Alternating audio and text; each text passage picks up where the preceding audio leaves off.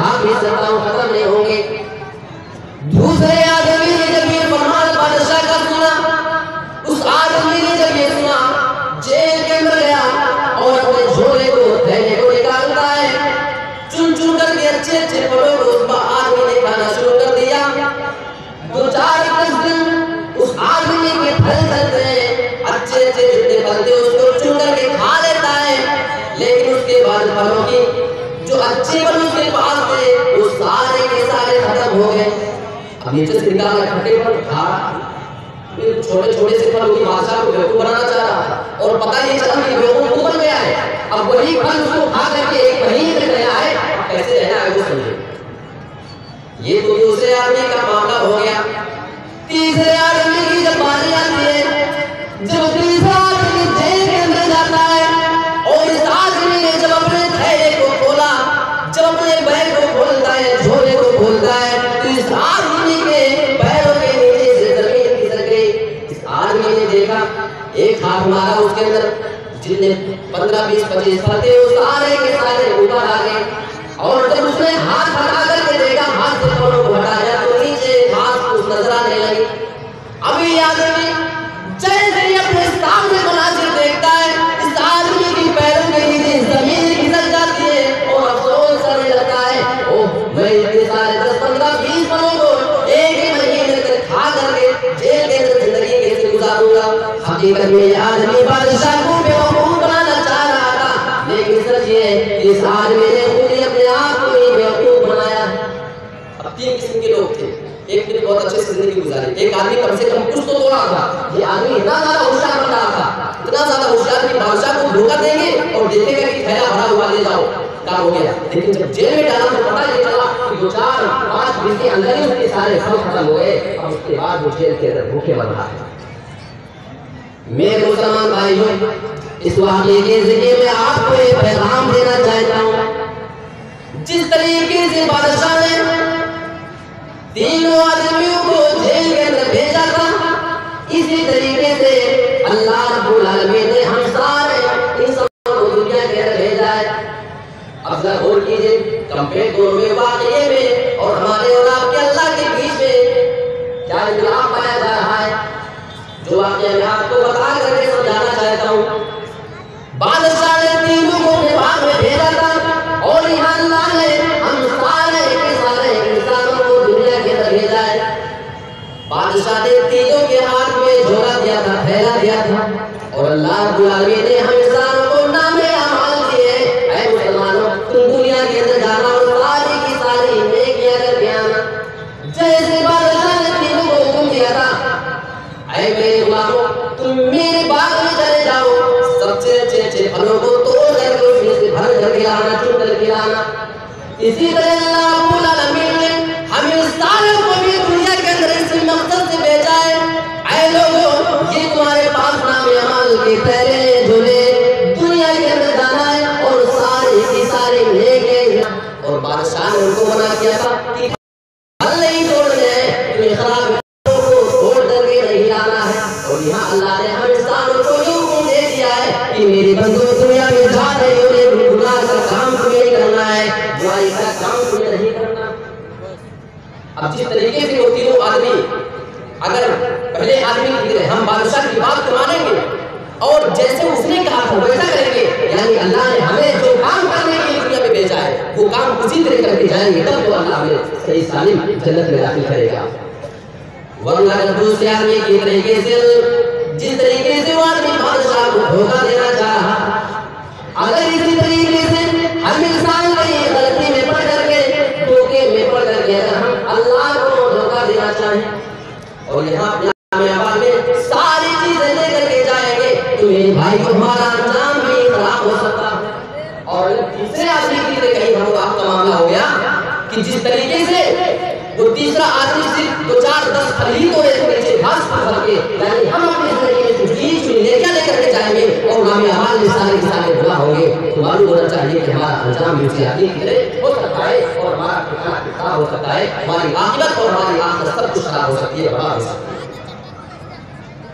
आज हम इंसानों की जिंदगी में सबसे ज्यादा जिस चीज का नुकसान हमारे समाज और माशरे में एक मुसलमान इबादत के मामले में सबसे ज्यादा जिस मामले में कोताही करता है वो एक नमाज है। जो चीज हमारे इस्लाम की सुकून, उसका सुकून एक खंभा है, उसी चीज को आदमी हटा दिया। आज हमारी माँ बहनें अगर किसी शादी ब्याह में मौका मिल जाए तो अब वो पूरे दिन तक नमाज नहीं पढ़ेंगे। सवाल ये पैदा होता है क्यों नमाज पढ़ेंगे? इसका जवाब सिंपल सा है, आपको भी मालूम है।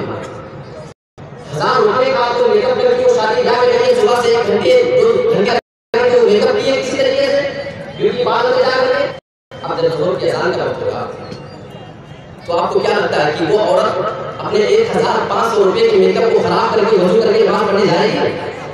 बिल्कुल नहीं जाएगी। आज हम मुसलमानों में सबसे ज्यादा जिस इबादत को छोड़ा जा रहा है वो बस यही नमाज है। खेल कूद हमारा है, हमारा जो वक्त है खेलने का वो तो नहीं सोना चाहिए।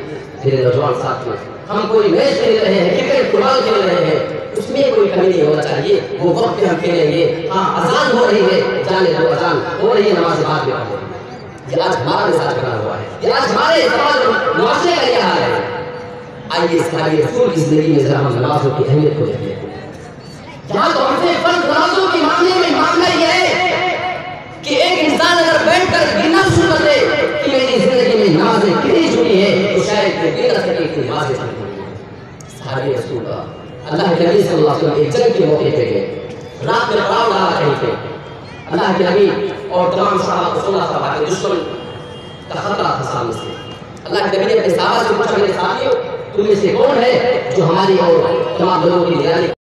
2 सहाबी रसूल उठ करके खड़े हो गए, एक अंसारी थे, दूसरे सारे लोगों को जारी।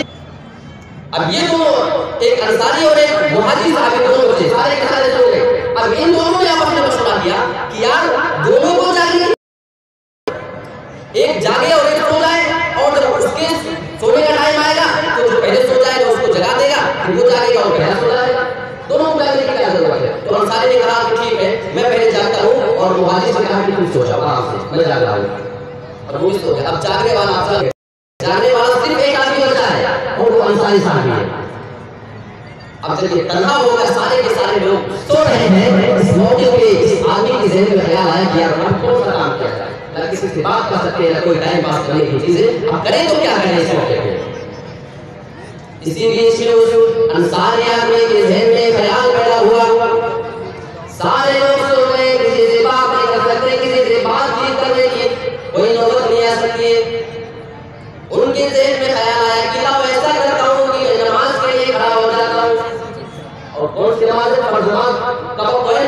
नफली नमाज के लिए खड़ा हो जाता हूँ रात में। इस आदमी के ज़हन में आया, वजू किया, और वो आदमी 2 रकात नमाज पढ़ने के लिए खड़ा हो जा रहा है।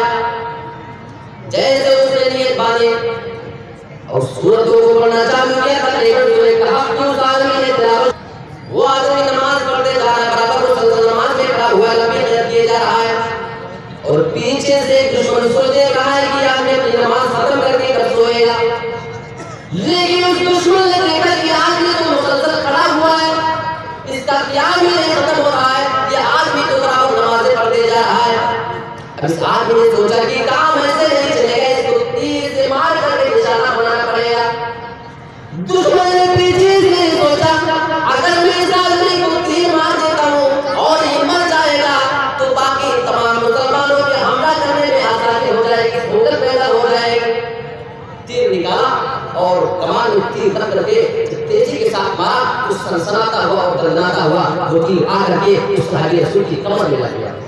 ये आदमी नमाज के लिए खड़े हुए, सहाबी रसूल को नमाज देख रहे हुए, पीछे से तीर आकर उनकी कमर में छू जाती है। अभी नमाज के बीच में अचानक जब तीर छुई तो दर्द महसूस होने लगा कि नियत को नहीं तोड़ रहे, नमाज नहीं छोड़ रहे, और अपनी नमाज की हालत में सोचने लगे, अल्लाह दुश्मन ने तीर मारा है, मैं नमाज को छोड़ूं या अपनी नमाज को मुकम्मल करूं। सोच रहे, अभी वो दुश्मन तो देख रहा है कि अभी तो तीर लगने के बाद भी इस मुसलमान ने अपनी नमाज नहीं छोड़ी। दूसरी निकालता है, बड़ा निशाने पास था, वो तीर अंदाज आदमी था, दूसरा तीर निकाल करके कमान में लगता है, और दूसरा तीर भी आकर उनकी कमर के पीछे लग जाता है। अब जब दूसरा तीर लगा, सहाबी रसूल बेहाल होने लगे, खून गिरने लगे, सोच रहे अल्लाह क्या करे। नमाज को छोड़े या क्या करें? मेरे भाई और ताज्जुब करेंगे। उस आदमी ने अपने दिल में ठान लिया है, तो पैमान निकल लिया कि मैं तो अपनी नमाज छोड़ूंगा नहीं, नमाज तो मैं अपनी पूरी करूंगा ही करूंगा, लेकिन मैंने इस सूरत को पढ़ना चालू कर दिया है, मैं इस सूरत को भी खत्म करके रहूंगा, जब तक कि मेरी ये सूरत खत्म नहीं हो जाती है मैं अपनी नमाज नहीं खत्म करूंगा। ये सारी सूरत। अब दुश्मन पीछे से फिर देख रहा यार, ये तो 2-3 लगने के बाद ये नमाज अपनी नहीं छोड़ रहा है, और ज्यादा निशाना आवाज में लगाता है और फिर इनके पीठ में सीधा आकर के घुसता है, और जब इनके पीठ में आया तो ये हाल हो गए, खून के फव्वारे अचानक सबसे ज्यादा गिरना शुरू हो गए, तीर लगे और नफली नमाजें पढ़ने में बिजी। मेरे मुसलमान भाई जरा गौर को करो, नमाज की सहाबा की नजर में क्या होती थी जब तीर लगता है। अब सोचने लगे अब यहाँ पे मैं अगर नमाज अपनी जल्दी से मुकम्मल नहीं करता हूँ, अगर मैं पूरी सूरत पढ़ने के चक्कर में रहूंगा तो हो सकता है डर लगने लगा उनको कहीं बेहोश ना हो जाऊं, और बेहोश होकर के गिर पड़ूंगा तो सारे के सारे दुश्मन आकर के मुसलमानों पे हमला हो जाएंगे और सबको जो है खतरा लायक हो सकता है। जल्दी से नमाज पूरी करते हैं और जाकर के अपने साथियों को जगाते हैं। अब अपने दूसरे साथी को जगाए, सारे को नहीं, एक मुहाजिर जो सो रहा था उसको जगा के आए। अब जब दुश्मन ने देखा है तो दो, दुश्मन ने सोचा कि अगर आगे नहीं तो अभी तो दो हुए, सारे लोगों को जगा के निकालेगा, पूरा गेम हो जाएगा और हमारी हिम्मत हो जाएगा। वो दुश्मन नमाज छोड़ करके भाग जाता है। ये सहाबी रसूल थे जो नफली नमाज के सिलसिले में एहतमाम करते थे। आज हम मुसलमान का गौर कर ले कि आज हमारी फर्ज नमाज़ों का हालत क्या है। ये तीर लग रहा है, उसके बाद 11 बजे और यहाँ तो आलम ये कि नमाज पढ़ने की रकात हो गई, किसी को क्या खबर, जितने में सलाम फेरे तो वही काफी है। वो आपने सुना होगा इमाम साहब बाद बेचारे असर नमाज पढ़ा रहे थे, सलाम लिया, एक आदमी तीसरे सब पे खड़ा हुआ, पहले दूसरे में तीसरे सब पे खड़ा हुआ है, जैसे सलाम फेरा वो फौरन खड़ा हो गया। इमाम साहब आज तो आपने 3 रकात पे सलाम फेर दिया सभी नमाज में। इमाम साहब ने कहा लेकिन तो बात है ये मैंने तो 4 रकात पढ़ाई, लेकिन इमाम साहब ने उसके कहने की वजह से कंफ्यूज हो गए, डिस्टर्ब हो गए। तो दूसरे लोगों से पूछा, पहले और दूसरे सब के लोगों से, भाई 3 रकात मैंने पढ़ाई है, सब बोले 4 तो पढ़ाई आपने, लेकिन वो बेचारा सिकड़ा हुआ, नहीं आपने 3 पढ़ाई और 3 पढ़ाई और फिर गाली के साथ कह रहा हूं। अब लोगों ने पूछा कि भाई तू इतने यकीन के साथ कैसे कह रहा है? सारी मस्जिद के लोग कह रहे हैं, इमाम साहब कह रहे हैं कि 4 रकात तो तू बोला है 3 रकात, इतना एतमाद तुझे कैसे इस बात पे आ गया? तो जानते हो उस आदमी ने क्या जवाब दिया कि मेरी 4 दुकानें हैं और चारों का हिसाब में इसी अपनी नमाज निकाल लिया करता हूं। इमाम साहब ने कहा तो क्या हुआ, हिसाब करके इसका क्या मतलब है? वो बोला कि देखो हर रकात में मैं एक दुकान का हिसाब करता हूँ और चारों दुकानों का हिसाब में रोजाना इससे अपनी नमाज में कर लिया करता था। इमाम साहब बोले तो क्या हुआ? बोला कि अभी आज जो है मेरी 3 ही दुकानें हो चुकी हैं और आपने सलाम फेर दिए, इस बात की दलील है कि अभी 4थी रकात बाकी है, अभी मेरी 4थी दुकान का हिसाब बाकी है। ये आज हमारे और आपके माशरे में ये मुसलमानों का हाल है। नमाज में बहुत सारे लोग होते हैं, तो आज जो एक मुसीबत जो हमारे समाज में ये मोबाइल का जो फितना है, आज हमारे मोबाइलों के जरिए से गाने और बहुत सारी गलत चीजें हम खुद बहुत ले जाकर के मस्जिदों के अंदर पहुंचे हुए हैं। एक यहाँ पे मसला मैं आपके सामने वाज़ेह कर दे रहा हूँ, समझने की कोशिश करते हैं, इंशाअल्लाह जो बात आ जाए। नमाज की हालत में उसका अगर फोन बजने लगे तो क्या करें?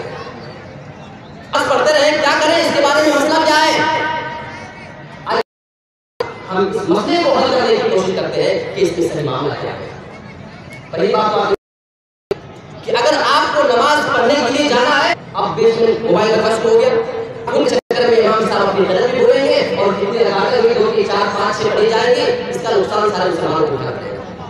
तो इसकी दलील क्या है कि आप नमाज की हालत में अपने फोन को निकाल कर काट सकते हैं, साइलेंट कर सकते हैं, स्विच ऑफ कर सकते हैं। इसकी दलील क्या है? उससे हम मुसलमान हैं तो हमें जाहिर सी बात है कि हमें कुरान और हदीस से कोई दलील चाहिए। अल्लाह के नबी सल्लल्लाहु अलैहि वसल्लम ने कहा नमाज पढ़ा रहे थे सहाबा को, नमाज की हालत में हज़रत जिब्रील अमीन अल्लाह के नबी के पास आए, आपके पैर में जो जूती है उसमें गंदगी लगी हुई है, आप अपनी जूती को नमाज की हालत में निकाल करके आपने साइड कर दिया। सहाबा ने भी देखा कि जूतियां निकाली और उसको साइड रख दिया। अल्लाह के नबी ने सलाम फेर करके जब आए मेरे सहाबा में तुम्हें देख रहा हूँ कि तुमने अपनी सारी की सारी जूतियां उतार दी है, तुम्हें जूतियां उतारने पे इस चीज ने आमादा, तुम्हें जूतियां उतारने के लिए किसने कहा है? तो सहाबा ने भी बड़ा प्यारा सा जवाब दे दिया, ऐ अल्लाह के नबी हम क्या जाने कि हमें जूतियां, बस हम हमने तो नमाज में देखा, हमने देखा कि आप अब कुछ जान ले रही है, जबकि ये मामला पहली बार पेश आया था। लेकिन सहाबा ने इताअत का वो जज्बा ढूंढ गए, नमाज की हालत में सारे के सारे सहाबा ने बुर्कियां उतार करके साइड रख दिए। अब यहाँ से मसला साबित होता है, जब अल्लाह के नबी जनाब मुहम्मद रसूलुल्लाह नमाज की हालत में अपनी जूतियों को उतार रहे हैं, आपको पहले मालूम नहीं कि गंदगी लगी है, हज़रत जिब्रील आते हैं बता करके चले जाते हैं, अल्लाह के नबी आपके पैरों में जो जूते उसमें गंदगी लगी है, आपने नमाज की हालत में तकलीफ देने वाली चीज को, डिस्टर्ब देने वाली चीज को, जो नमाज में खलल डाल रही हो, ऐसी चीज को आपने नमाज की हालत में निकाल करके साइड किया, नमाज खत्म होने का इंतजार नहीं किया है।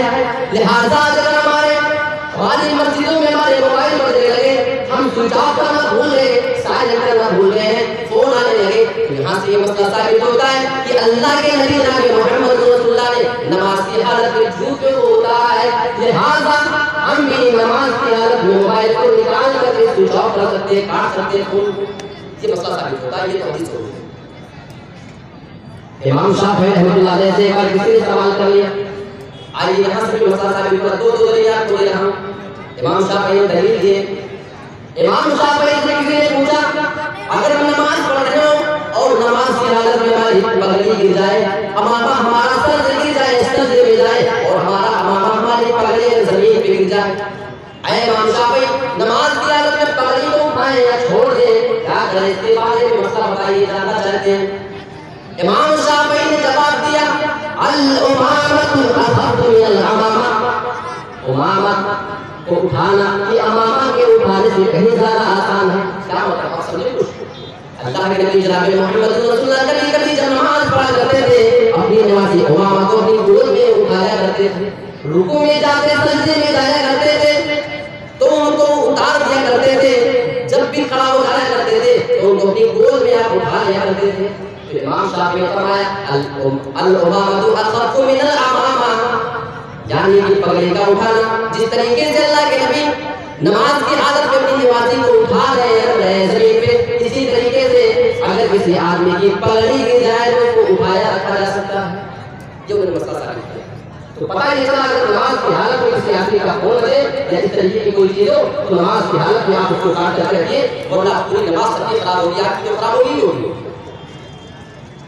एक बार अल्लाह के नबी अपने सहाबा के पास मौजूद थे, नमाज की फजीलत के मुताबिक अल्लाह के नबी बताना चाह रहे थे, ऐ मेरे सहाबा, अगर तुम में से किसी आदमी के घर के सामने कोई साफ और शफाफ नहर बह रही हो, बिल्कुल साफ सुथरी नहर, कोई आदमी रोजाना उठ कर 5 बार नहा लिया करे, रोजाना 5 बार गुस्ल करे, तो क्या उसके जिस्म पे कोई मैल कुचैल कोई गंदगी बाकी रहेगी? सहाबा ने जवाब दिया, अल्लाह के 5 बार एक आदमी अगर किसी नहर में नहा ले तो उसके जिस्म पे कोई मैल और कुचैल बाकी नहीं रह सकती है। तो अल्लाह के नबी ने फरमाया, मेरे सहाबा, नमाजों की भी यही मिसाल है, 5 वक्त की मिसाल, नमाजों की मिसाल यही है। अगर कोई आदमी रोजाना एक दिन 5 वक्त की नमाज़ें पढ़ लेता है तो ये 5 वक्त की नमाज़ें उस आदमी की जिंदगी से सारे के सारे गुनाहों को, सारे के सारे उसके खताओं को जो है धुल दिया करते हैं। ये नमाज का मामला है। लेकिन आज हाल ये है कि आज हम नमाजी भी हैं, नमाज पढ़ते हैं, ज़कात सदका खैरात की सारी चीजें हमारी जिंदगी में हो रही है, लेकिन हमारे और आपके अमाल कुछ ऐसे हैं जो हमारी नमाजों को भी बर्बाद करने के लिए काफी है, हमारे रोजों को भी तबाह और बर्बाद करने के लिए काफी है। आप कहेंगे यार ऐसा कौन सा अमल है कि हमारी नमाजों को बर्बाद कर दे? आप हैरत करेंगे, आप ताज्जुब करेंगे। सही मुस्लिम के अंदर जो हदीस के अल्फाज हैं, अल्लाह के नबी ने फरमाया, वो चीज मैं आपके सामने रखना चाहता हूँ। एक आदमी क़यामत के दिन आएगा, नमाज है, रोजा है, सदका खैरात बड़ी बड़ी नेकियां लेकर के आएगा। एक बार अपने सहाबा के सामने आप ये सवाल कर लिया, अगर दूर अमल मुखलिस, मेरे सहाबा जानते हो कि मुखलिस किसको कहते हैं, लाचार फकीर किसको कहते हैं? कालू अल मुखलिस तो तीन अमल के हाल हुआ। अल्लाह के नबी, हमारे समाज में, हमारे माशरे में मुखलिस तो उसी आदमी को समझते हैं जिसके पास कोई दिनार और दिरहम ना हो, रुपया पैसा ना हो, खाने पीने की चीज ना हो, उसी आदमी को हम और आप सारे लोग मुखलिस समझा करते हैं। ये सहाबा ने आम सा जवाब दिया। فقال إن المخلص من أمتي يأتي يوم القيامة بصلاة وصيام وزكاة। जब सहाबा ने जवाब दे दिया, मेरी उम्मत, सहाबा ने जवाब दिया, अल्लाह के नबी, हमारे समाज में, हमारे माशरे के अंदर हम जिस आदमी को जानते, मल्ला दिरहम लहू वला मता, जिस आदमी के पास दिनार और खाने पीने की कोई चीज उस आदमी के पास ना हो। फकीर आदमी होता है अल्लाह को, अल्लाह के नबी हम उस आदमी को मुखलिस समझते हैं। सहाबा ने एक काम का जवाब दे दिया था। जब सहाबा अपने जवाब से फारिग हो गए तो जानते अल्लाह के नबी ने क्या इरशाद फरमाया, फक़ाला इन्नल मुखलिसा मिन उम्मती। ऐ मेरे सहाबा, तुम तो जवाब दे रहे हो जिस आदमी के पास रुपये पैसे नहीं, खाने पीने की चीज है, वो मुखलिस है। नहीं नहीं, मेरी उम्मत में सच्चा मुखलिस वो आदमी नहीं है। ऐ मेरे सहाबा, आज मैं तुम्हें बताए देता हूँ कि मुखलिस आदमी कौन है। आपने फरमाया इन्नल मुखलिसा मिन उम्मती। ऐ मेरे सहाबा, मेरी उम्मत का मुखलिस आदमी वो होगा ऐसा आदमी याती यौमल क़ियामा, ऐसा आदमी होगा जो बड़ी बड़ी नेकियां लेकर के आएगा। और सही मुस्लिम के अल्फाज है याती यौमल क़ियामा बिसलातिन व सियामिन व ज़कात। वो मेरे सहाबा, एक आदमी आएगा, नमाज दुनिया में पढ़ करके आया होगा, रमजान के रोजे रख करके आया होगा, ज़कात की अदायगी करने वाला, यानी ज़िंदगी सारी की सारी बड़ी बड़ी नेकियां हुआ करती थी, वो सारी नेकियां लेकर के आएगा, उसकी नेकियों में कोई कमी नहीं। लेकिन दूसरी जानिब अल्लाह के नबी ने दूसरी सिफात को बयान फरमाया है। आपने फरमाया वयाती अल शतमा हादा, ऐसा आदमी नमाज है, रोजा है, ज़कात है, सारे के सारे काम कर रखे हैं। दूसरी जानिब उस आदमी का माना ये होगा वयाती अल शतमा हादा, वो आदमी आएगा लेकिन दुनिया में किसी आदमी को गाली दिया होगा, वक़दफ़ हादा, किसी आदमी के मुंह पर उस आदमी ने इल्जाम लगाया होगा। 5 चीजें ला के दुनिया में गाली दी होगी, किसी के ऊपर इल्जाम लगाया होगा। वअकल माल हादा, आए मेरे सहाबा, मेरी उम्मत का मुखलिस आदमी वो होगा नमाज है, रोजा है, ज़कात है। किसी को गाली दी, किसी पे इल्जाम लगाया है, दुनिया में किसी आदमी का माल लूट करके उस आदमी ने खाया है। दुनिया में किसी आदमी का मर्डर करके आया होगा, किसी का खून बहाया होगा, किसी की गर्दन मारी होगी, किसी का मर्डर किया होगा। और दुनिया में वो आदमी किसी को मार करके आया होगा। ये 5 चीजें अल्लाह के नबी ने इरशाद फरमाई है। अब जरा दोनों चीजों को हम और आप कंपेयर करके देख लेते हैं। एक जानिब नमाज है, रोजा है, ज़कात है, यानी जितनी बड़ी बड़ी नेकियां होनी चाहिए वो सारी नेकियां उसके पास मौजूद है। और दूसरी जानिब किसी को गाली देना, किसी पे इल्जाम लगाना है, किसी का माल खाना, किसी का खून बहाना, किसी का मर्डर करना, किसी आदमी को मारना, ये 5 बुराइयां करके आया होगा। आइए जरा देखने की कोशिश करते हैं। या अल्लाह, ये तो बड़ा नेक आदमी हुआ करता था दुनिया के अंदर, नमाज पढ़ने वाला है, तहज्जुद की नमाज पढ़ने वाला फरमाया है। ऐसा आदमी आएगा, नमाज रोजा सारी चीजें लेकर के आएगा, लेकिन सही मुस्लिम के अल्फाज है जूता जो भी काम दुनिया में किसी आदमी के साथ किया होगा, सारे लोगों को लाया जाएगा और अल्लाह के नबी ने इरशाद फरमाया है उस आदमी की सारी नेकियों को उठाया जाएगा। जूता हादा मिन हसनाती व हादा मिन हसनाती, फला आदमी को इसकी नेकियां दी जाएंगी और फला आदमी को इसकी नेकियां दे दी जाएंगी। यानी जितने लोगों के ऊपर इसके मामला दुनिया में हुआ करते थे, सारे के सारे लोगों को इसकी नेकियां उठा करके बांटी जाएंगी। आप और फिर आगे से बात से अल्लाह की कसम कोई हो नहीं सकता है कि सारी की सारी नेकियां लेकर के पहुंच जाएगा। एक बात आप ध्यान दीजिए, नेकियां करना एक तो वैसे मुश्किल काम है और दुनिया से क़यामत के दिन वहां से सलामत नेकियों को लेकर के चला जाना ये उससे भी ज्यादा मुश्किल काम है। और ये आदमी तो ऐसा होगा जो नेकियां किया भी है और सारी की सारी नेकियां लेकर पहुंचा भी है, लेकिन बदनसीब इतना बड़ा है कि इसकी नेकियां दूसरे लोगों में भाग भी जा रही है। अभी तो इसकी नेकियां भागी जा रही है और हदीस का ये जो बात इतने ज्यादा खतरनाक है मेरे भाइयों के हमारे कान खोलने के लिए काफी।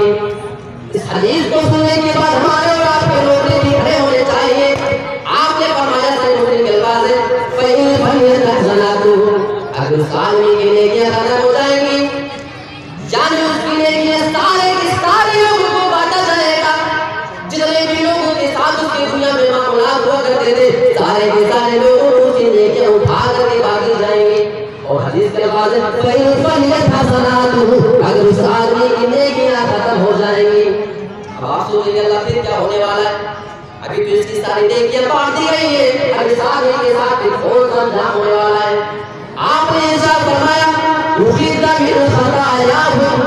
सारे लोगों के गुनाहों को उठाया जाएगा, सारे लोगों के गुनाहों को, उनकी खताओं को, उनकी गलतियों को उठाया जाएगा। सारे लोगों के गुनाहों को उठाकर के उस आदमी के ऊपर डाला जाएगा। आप सोचिए इतना बड़ा काम, यहाँ तो नेकियां सारी की सारी बढ़ चुकी है, अब उसके झोले में नेकी नाम की कोई चीज नहीं, और ऊपर से इस आदमी के ऊपर सारे लोगों के गुनाह उठा करके डाले जाएंगे। अब इसका अंजाम क्या होगा? अंजाम के बारे में मेरे भाई हम अपनी ज़बान से कुछ ना कहेंगे, बस अल्लाह के नबी ने इरशाद फरमा दिया है, जब सारे लोगों के गुनाहों को इस आदमी के ऊपर डाल दिया जाएगा, फिर उस आदमी को उठा करके जहन्नम के अंदर डाला जाएगा। ये उस आदमी का अंजाम है जो बंदा दुनिया में नमाज भी पढ़ा करता था, रोजे भी रखा करता था, ज़कात भी दिया करता था, लेकिन उसूल है कि दुनिया में बंदों का हक मारा करता था, बंदों के मामले में वहां भी गिरफ्तार हो गया होगा। इसलिए कि उस आदमी के साथ मामला किया जाए। और इसी तरीके से अल्लाह के नबी ने एक और हदीस के अंदर बयान फरमाया कि एक आदमी होगा, वो बड़ा जालिम आदमी होगा, वो पुरसिरात के ऊपर से गुजर रहा होगा। आप जरा मनाजिर देखने की कोशिश करें, और हम और मुसलमान जो आजकल के हैं अपने गिरबान में हमें बिछा करके देखने की जरूरत है। अल्लाह के नबी ने इरशाद फरमाया, चला जा रहा होगा जालिम आदमी, पीछे से एक मजलूम आ जाएगा, पकड़ लेगा पीछे से, और उसको दुनिया में किए सारे के सारे जुल्म याद दिला देगा। जब आदमी देखे जाए कौन आ गया, अरे जो कोई आदमी है जिसने दुनिया में जुल्म क्या करता था, और वो मजलूम आदमी सारे के सारे मजालिम जितने जुल्म उस आदमी ने दुनिया में उस पर किए थे, सब याद दिलाता चला जाएगा, और उस आदमी को सारे के सारे अपने जुल्म याद आ जाएंगे, इकरार कर लेगा, हाँ मेरे साथ किया था। अब ये मजलूम अल्लाह रब्बुल आलमीन से इंसाफ मांगेगा, ऐ मेरे परवरदिगार, मेरे उस बंदे के दरमियान तू फैसला कर दे। या अल्लाह वहाँ पे फैसला किया जाएगा। दुनिया में किसी आदमी के ऊपर कोई अगर जुल्म करके जाता है, उस आदमी का अंजाम क्या होगा, इसके बारे में अल्लाह के नबी ने इरशाद फरमा दिया है। मेरे भाई मैं आपको बताता चलूं, अल्लाह रब्बुल आलमीन के इंसाफ का मामला वहां पे होगा। दुनिया में अगर किसी सींग वाली बकरी ने बगैर सींग वाली बकरी को मारा होगा, आप जरा इंसाफ देखने की कोशिश करो। यहाँ अदालत की तरह नहीं कि आपके पास रुपए पैसे, आपके 50,000 2 4 लाख रुपये वकीलों को खिला करके अपने पैसे दिलवा ले, तो वहाँ तो लागा मामला ये है, बगैर सींग वाली बकरी को अगर किसी सींग वाली बकरी ने दुनिया में मारा होगा, तो अल्लाह रब्बुल आलमीन वहाँ पर इंसाफ उसको दिलवाए। फिर कोई बंदों का मामला है, मेरे प्यारे मुसलमान भाइयों, यहाँ पे अल्लाह रब्बुल आलमीन इंसाफ दिलाने के लिए कैसा आएगा, जरा गौर से सुनिएगा। अल्लाह के नबी ने इरशाद फरमाया, वो आदमी आए, अब इस आदमी के ऊपर उस आदमी का बहुत सारा मामला लटका हुआ है, और वहाँ पे इंसाफ दिलाना ही दिलाना है। अच्छा एक बात और है, लेने देने के लिए वहाँ पे कोई चीज़ नहीं होती। दुनिया में अगर कोई अदालत हो, हमारे ऊपर केस हो जाए, मुकदमा दायर हो जाए, तो हो सकता है कि हमारा लखपति है, करोड़पति है, तो ले दे के बात चल जाए, लेकिन वहाँ तो कुछ होगा ही नहीं। हाँ एक चीज़ होगी, सुन लीजिए, एक चीज़ होगी वहाँ पे, नेकी जरूर होगी उस आदमी के पास। अब अफसोस ये है कि उस आदमी की नेकी के साथ क्या खिलवाड़ किया जाएगा, वो चीज़ वहाँ पे देखने का है। अल्लाह के नबी नाम मोहम्मद रसूलुल्लाह ने इरशाद फरमाया, अल्लाह रब्बुल आलमीन उस आदमी के उसकी नेकियों को उठा लेगा, और उसकी नेकियों को इस मजलूम आदमी को दे दी जाएगी। अभी अगर इंसाफ हो गया तो ठीक है, यानी उसकी नेकियां बांटने के बाद अगर मामला तय हो गया तो ठीक है, वरना जब इंसाफ नहीं होता तो उसके साथ कौन सा मामला किया जाएगा, और से सुनिएगा। अभी भी अगर इंसाफ नहीं हो सका है, अल्लाह के नबी जनाब मोहम्मद रसूलुल्लाह ने इरशाद फरमाया है, उस मजलूम आदमी के ऊपर से गुनाहों को उठाया जाएगा, उस आदमी के ऊपर से खताओं को उठाया जाएगा, और उस जालिम के ऊपर इसकी सारी की सारी गलतियों को, उसके गुनाहों को उठा करके उस पे डाला जाएगा, और फिर उस आदमी को घसीट करके जहन्नम में डाला जाएगा। यहाँ तो पहले नेकी उसकी उस आदमी को दे दी गई, और जब उसके पास कोई नेकी नहीं बची है तो उस आदमी के सारे गुनाह इस आदमी के ऊपर डाल दिए गए। उस आदमी का अंजाम जाहिर सी बात है ठिकाना हो सकता है। अब आजकल अगर आप ये सोच रहे हो, आपके दिमाग में अगर ये गलतफहमी पाई जा रही है कि दुनिया में तो हमारे बड़े सारे मुकदमात हुए हैं, हम पर 10-15 केस चले हैं, लेकिन आज तक किसी केस को हारा नहीं है। बड़े से बड़े वकील से हमारी पहचान है, बड़े से बड़े जजों से हमारी पहचान है। हम लाख रुपया दे करके, करोड़ दे करके उसकी जबान खामोश करा देते हैं, उसकी कलम को अपने हाथ में चलवा देते हैं, क्योंकि हम बड़े मालदार हैं। आइए जरा क़यामत के बारे में देखते हैं, क्या दुनिया की तरीके से हमारे हक में वहां भी फैसले करके जाएंगे। दुनिया में सबसे ज्यादा पहचान हमारी है, बड़े बड़े वकीलों से पहचान है, और बड़े बड़े जजों को दुनिया में खरीदा जा सकता है। क्या क़यामत के दिन अल्लाह ऐसा कोई सिस्टम तुमने बनाया है, वहां भी किसी वकील को खरीदा जा सकता है? अल्लाह, क्या वहां पे किसी भी जज को खरीदा जा सकता है? आइए इसके बारे में देख लेते। एक आदमी अल्लाह के नबी के पास आया, अल्लाह के नबी, मेरे कुछ गुलाम हैं, कुछ मेरे मजदूर हैं, गुलाम हैं, और जब मेरे काम में कुछ काम हम करते हैं तो कभी कभी कोताही कर जाते हैं, कभी छुट्टी कर जाते हैं, तो कभी कभी उनको मैं सजा भी दे दिया करता हूँ, अल्लाह से मारा करता हूँ उनको। मैं आपसे जानना चाहता हूँ कि मेरे साथ और गुलामों के साथ इंसाफ कैसे अल्लाह क़यामत के दिन करेगा? ये उस आदमी ने सवाल कर लिया सारे। अल्लाह के नबी ने फरमाया, तुम्हारे गुलामों को बुलाया जाएगा, तराजू के एक पलड़े में उनकी सारी कमियों को, सारे उनकी जो कोताहियां हुआ करती हैं उसको रखा जाएगा, और दूसरे पलड़े में तुमने जो उसकी बिना की सजा दी है, जो मारा है, उस मार को, उस सजा को रखा जाएगा। अगर तुम्हारी मार और तुम्हारी पिटाई गुलामों की कमी और कोताही से अगर कम निकल जाए, यानी जितना मारना चाहिए था तुमने उनको सजा नहीं दी, कम मारा तुमने, तो इसकी बिना पे जानते हो मेरे सहाबी, तुम्हें ऐसी सूरत में अल्लाह रब्बुल आलमीन कभी सवाब से नवाजेगा। तुमने उनकी पिटाई कम की, इस बिना पे तुमको सवाब दिया जाएगा। और अल्लाह के नबी जनाब मोहम्मद रसूलुल्लाह ने इरशाद फरमाया, ऐ मेरे सहाबी, तुम्हारे गुलामों की कमियों को, कोताहियों को रखा जाएगा एक पलड़े में, और दूसरे पलड़े में, दूसरे में तूने उसकी बेटा बेटो मारा, जो सजा दी उसको भी रखा जाएगा। दोनों को नापा तोड़ा गया, दोनों का बराबर निकल जाएंगे, तो ऐसी सूरत में ना तुम्हें अज़ाब दिया जाएगा और ना तुम्हें सवाब से नवाजा जाएगा, यानी मामला बराबर हो जाएगा, छोड़ दिया जाएगा तुम्हें। ये दूसरी चीज होगी। तीसरे नंबर पे अल्लाह के नबी ने इरशाद फरमाया है, आए मेरे सहाबी रसूल, तीसरा मामला ये होगा, तेरे जितने भी गुलाम थे, सारे के सारे गुलामों की कमियों को, कोताहियों को रखा जाएगा तराजू में, और दूसरे पलड़े में उसकी बिना पे तुमने जो मारा है, जो सजा दी उसको भी रखा जाएगा। अगर तेरी सजा तेरे गुलामों की कमी से, कोताही से ज्यादा निकल जाएगी, यानी जितनी उन्होंने कमी की, कोताही की, अगर तुमने उनको ज्यादा मारा होगा, तो जानते हो जितनी तुम्हारी मार ज्यादा होगी, उसी हिसाब से अल्लाह रब्बुल आलमीन तुम्हें अज़ाब करेगा, सजा से तुमको दो चार करेगा। सहाबी रसूल ने सुना, अल्लाह के नबी, या क़यामत के दिन इस तरीके से नाप नाप करके हिसाब दिया जाएगा? चीख करके रोने लगे, कोने में खड़े होकर के आंसू गिराने लगे, और चीख चीख करके दाढ़े मार करके रोने लगे।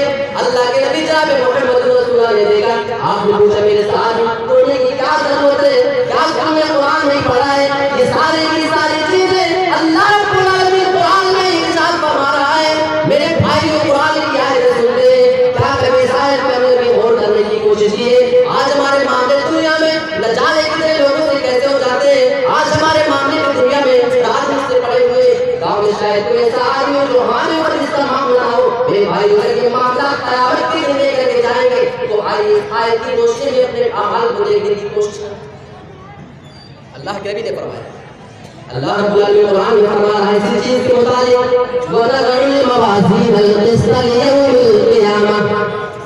ऐ मेरे सहाबी, अल्लाह रब्बुल आलमीन को कुरान मजीद के अंदर इरशाद फरमा रहा है, क़यामत के दिन तराजू को इंसाफ के साथ कायम करेंगे। माफ करना, ये दुनिया के दोगले जज और दोगले वकील नहीं, वहाँ पे अल्लाह इंसाफ को कायम करेगा, वहाँ पे इंसाफ के साथ तराजू अल्लाह रखेगा। अब जो हमारे आपके ज़हन में सवाल है कि वहाँ पे कुछ होगा 19-20 नहीं, तो इसका जवाब आपको मिल जाना चाहिए। वहाँ पे अल्लाह इंसाफ करने आएगा, दुनिया का ना कोई जज होगा, ना दुनिया का कोई वकील वहाँ पे आपके हक में फैसला करने आएगा। और अल्लाह रब्बुल आलमीन ने इरशाद फरमाया, फला तुज़लमु नफ्सुन शैअन, जब अल्लाह रब्बुल आलमीन इंसाफ के साथ तराजू को कायम कर देगा, अल्लाह ने फरमाया किसी भी आदमी पे कोई जुल्म नहीं किया जाएगा, किसी भी बंदे पे जर्रा बराबर भी कोई जुल्म नहीं किया जाएगा।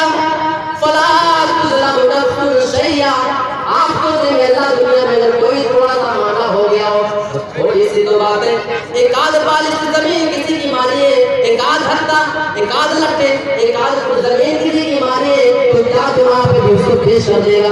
आइए मेरे भाइयों, कुरान में इसका जवाब भी मिलता है। अल्लाह रब्बुल आलमीन ने फरमा रहा है वइन कान मिस्काला हब्बतिन मिन खर्दलिन अतैना बिहा। ओ मेरे बंदो, दुनिया में तुम्हारे मामले, अगर तुम्हारे कोई मामले राई के दाने के बराबर भी होंगे, राई के दाने के बराबर भी तुम अगर कोई काम करके आओगे, मेरे बंदो उस काम को भी तुम्हारे सामने ला करके हाजिर कर देंगे। और आप अगर ये सोचो, या अल्लाह अगर दुनिया में हम बहुत सारे वकीलों को खरीदा करते थे, क्या वहाँ पे ऐसा कोई इंतजाम है हमें रुपया दे दे, पैसा दे दे, बहुत मालदार बना दे, वहाँ भी जजों को खरीदे। आई इसका जवाब अल्लाह कुरान में देता है वकफा बिना हासिबीन। ओ मेरे बंदो, वहाँ पे इंसाफ करने के लिए हम नहीं आएंगे, यानी किसी आदमी को कोई इंसाफ के लिए नहीं दिया जाएगा। मेरे बंदो, वहाँ पे इंसाफ करने वाले हम ही आएंगे, यानी जब अल्लाह रब्बुल आलमीन इंसाफ करने के लिए आएगा, मेरे भाई को सर्वा बराबर किसी आदमी को कोई जुल्म नहीं किया जाए। बहुत मुख्तसर करके बात कर रहा हूँ क्योंकि बहुत सारे खबर की तरह वक्त तेरा कम है। एक मिसाल मैं आपको देता हूँ बड़ी जबरदस्त, से हमारे और आपकी जिंदगी में हमें सुधार पैदा करने का इंशाअल्लाह मौका मिलेगा। एक बार एक इंजीनियर था, जरा गौर से सुनिएगा। इंजीनियर वो 15वीं मंजिल पे खड़ा हुआ, बिल्डिंग बन रही, 15वीं मंजिल पे खड़ा था। उसका एक लेबर जो लेबर होता है मिस्त्री, वो बिल्कुल नीचे खड़ा हुआ था। उसके हिसाब से बिल्कुल वो 15वीं मंजिल पे है, वो नीचे खड़ा हुआ था। अब ये जो ऊपर उसको बुला रहा है, 15 मंजिल से आवाज दे रहा है, लेकिन सुन रहा है 15 मंजिल से खड़ा, उसके पास आवाज आ रही है, बुला रहा है नीचे आ रहा है। तो इस इंजीनियर ने क्या सोचा कि इसको कैसे बुलाएं। अपनी जेब से 10 का डॉलर निकाला और उस आदमी के बगल में गिरा दिया जो मिस्त्री मजदूर था जिसको बुलाना था, कि अभी जब गिराएंगे इसके पास और जब देखेगा कि कुछ गिरा है तो ऊपर शायद दे देगा। उसने बिल्कुल उसके बगल में गिराया। अब जैसे इसने देखा कि कुछ गिरा है तो देखा है ये तो डॉलर है, तो रुपया पैसा है, चुपचाप जेब में डालिए, कहाँ से आ गया।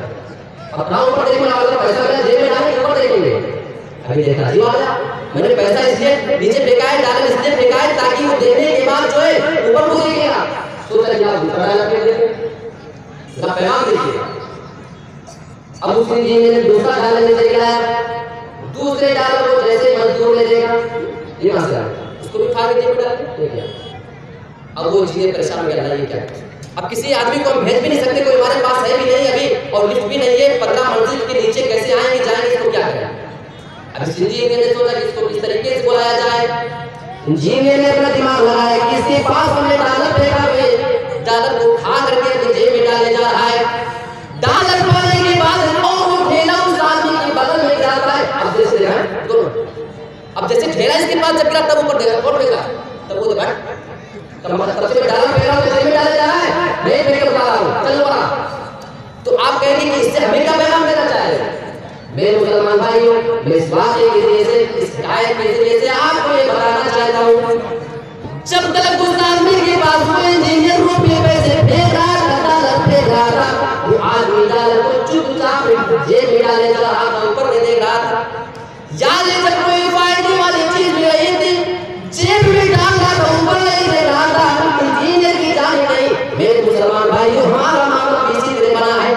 जब अल्लाह रब्बुल आलमीन ऊपर से लेकर हमारे ऊपर बरसाता है तो उसको तो हम लेते हैं, अपनी जिंदगी में इस्तेमाल करते हैं, लेकिन अपने रब की जाने कभी भी पर करके देखते नहीं। और इन नियमतों के बीच में जब अल्लाह रब्बुल आलमीन हम मुसलमानों के ऊपर कोई भी मुसीबत परेशानी डाल देता है, कोई भी बीमारी भेज देता है, कोई परेशानी किसी तकलीफ से दो चार कर देता है, तब ऐसे मौके पे हमारी नजर भी आसमान में उठने लगती है और हमारे सारे हाथ भी आसमान की जाने उठने लगते हैं। बस यही मिसाल हमारे और आपकी जिंदगी की है। मज़ीद इंशाअल्लाह मैं कल आपके सामने बातें रखूंगा, और क्योंकि हमें पर्ची पका दी है, मैं मुनासिब नहीं समझता हूँ कि आगे हम अपनी बात जारी रखें। इंशाअल्लाह कल आपके सामने बातें रखी जाएगी। ये चंद बातें हमने आपके सामने रखी है। अल्लाह रब्बुल आलमीन से दुआ करते हैं।